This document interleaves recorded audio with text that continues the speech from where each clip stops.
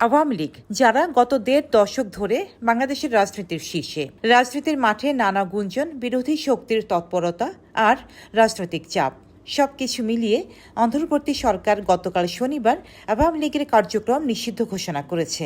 এর আগেও বিভিন্ন সময় রাজনৈতিক দল এবং সংগঠনকে নিষিদ্ধ করা হয়, তবে এবারই প্রথম কোনো দলকে নিষিদ্ধ না করে তাদের কার্যক্রম জুলাই আন্দোলনের নেতাকর্মীদের নিরাপত্তা এবং আন্তর্জাতিক অপরাধ ট্রাইব্যুনালের বাদী ও সাক্ষীদের সুরক্ষার জন্য সন্ত্রাস বিরোধী আইনের অধীনে সাইবার স্পেস সহ আওয়ামী লীগের যাবতীয় কার্যক্রম নিষিদ্ধ করার সিদ্ধান্ত গ্রহণ করা হয়েছে।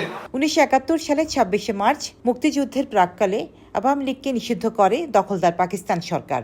স্বাধীনতার পর বঙ্গবন্ধু শেখ মুজিবুর রহমানের সরকার জামায়াতে ইসলামী, মুসলিম লীগের ৩টি অংশ, পিডিবি সহ স্বাধীনতার বিরোধীকারী এবং সব ধর্মভিত্তিক রাজনৈতিক দল নিষিদ্ধ করে।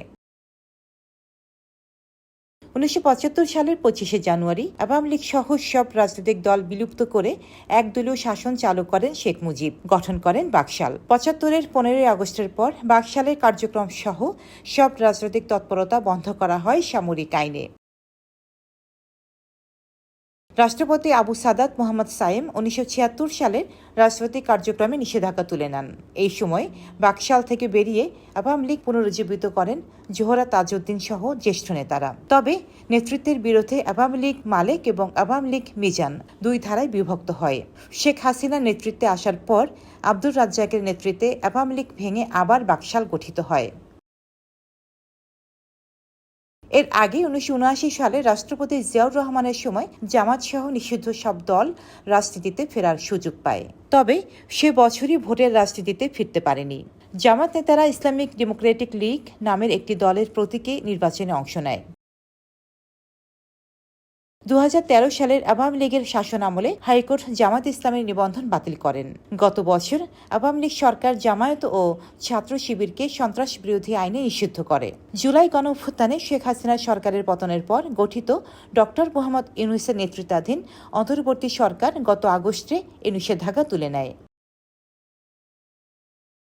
১৯৭৪ সালের বিশেষ ক্ষমতা আইনে পূর্ব বাংলার সর্বহারা পার্টি ও পূর্ব বাংলার কমিউনিস্ট পার্টি নিষিদ্ধ করা হয়।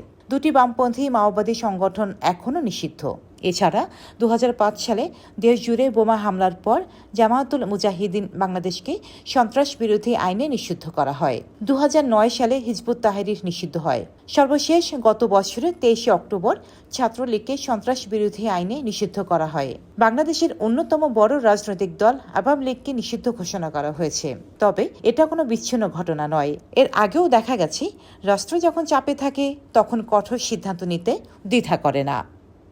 রোজিনা রোজি, দেশকাল।